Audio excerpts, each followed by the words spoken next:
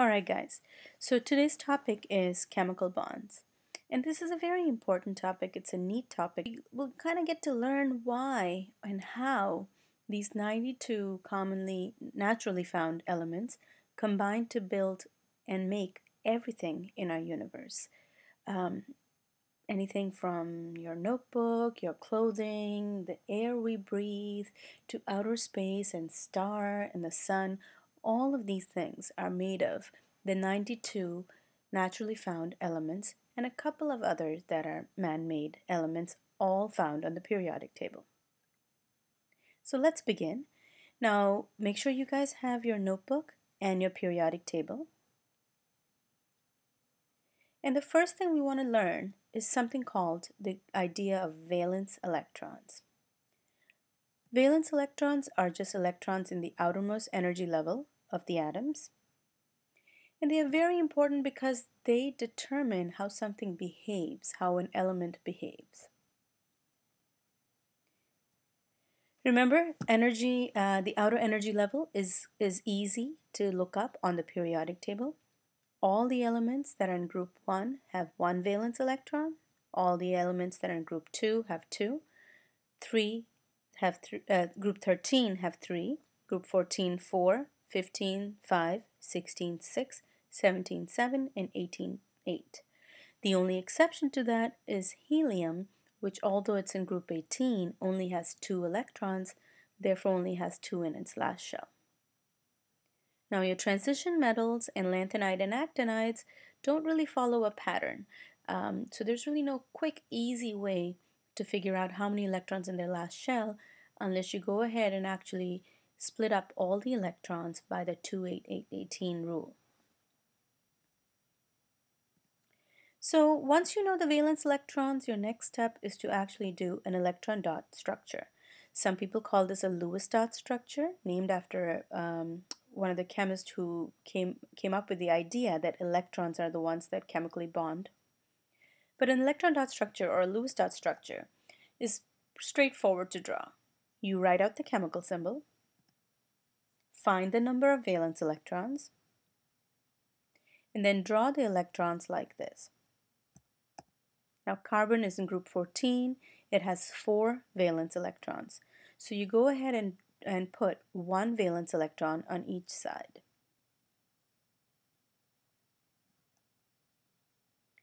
Similarly, here's boron. Group 13 has 3 valence electrons. Fluorine is group 17, has 7 valence electrons. Now after you've put the first 4, at that point you go and pair the remainder.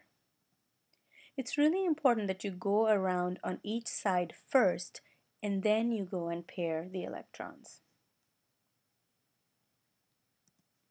Here are a couple other examples: magnesium, aluminum, sulfur. Now your first activity is to open up your notebooks and draw the electron dot structure for the first 20 elements. So start with hydrogen, then go to helium, lithium, beryllium, boron, carbon, etc., all the way up to calcium. You don't have to do a Bohr model, just the electron dot structure, the Lewis dot structure. If you're not sure how to do it, feel free to rewind the video and actually get to the part where I've explained that and listen to it one more time. Press pause and make sure that you answer the question because the next slide will have the answers.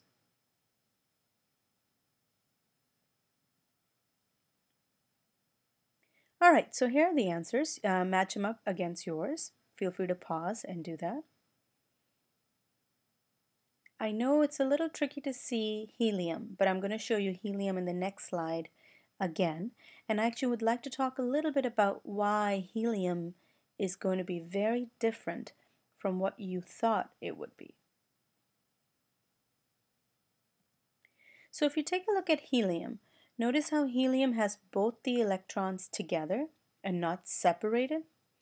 The reason for that is because helium only has 2 electrons. It only has 1 energy shell, and the maximum you can put in the first energy shell is 2 electrons. So there is no more room for any other electrons. So you don't have to separate the electrons. You always pair them together to show that they are already stable. They already have as much as they can have. Now, this is an important slide because I want you to remember that all elements are trying to look like the noble gases. Noble gases are very stable, they are chemically inert or unreactive, and all the elements are trying to look like the closest noble gas on the periodic table. So here's helium with 2 electrons in its last shell, and neon with 8 electrons in its last shell, and that makes them very stable. That makes them have a complete electron level. So this goes right along with the octet rule. And the octet rule in chemical bonding says atoms tend to gain or lose or even share electrons so they can get to the number 8. The 8 is a very stable number, it has the right amount of energy, and that's what the atoms are trying to get to. In some cases, they're trying to get to 2. If they only have one energy level, that's the maximum you can put in that energy level. In that case, they want to look like helium.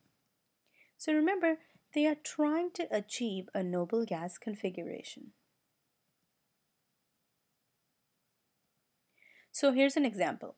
Lithium. Lithium has 1 valence electron, and the 2 noble gases near it are helium and neon. Well, lithium is very close to helium. Helium is atomic number 2 and lithium is atomic number 3. So lithium prefers to look like helium. And in order to do that, it'll have to give up 1 electron. So it does not want to look like neon. It'll want to look like the closest noble gas. All right, activity number 2. I want you guys to now figure out how many electrons do the following atoms need to gain or lose to become like the closest noble gas. So calcium has 2 valence electrons. Will it need to lose 2 electrons, or will it need to gain 6 to become like the closest noble gas? So go ahead and try these 9 elements and press pause. The next slide will again have the answers.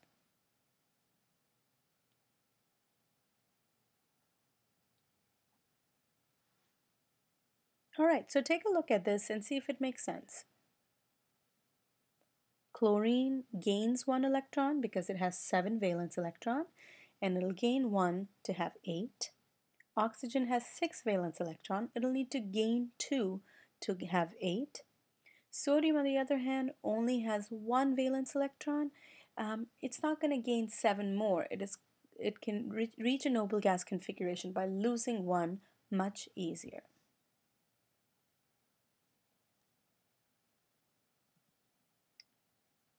All right, so this is the end of part 1.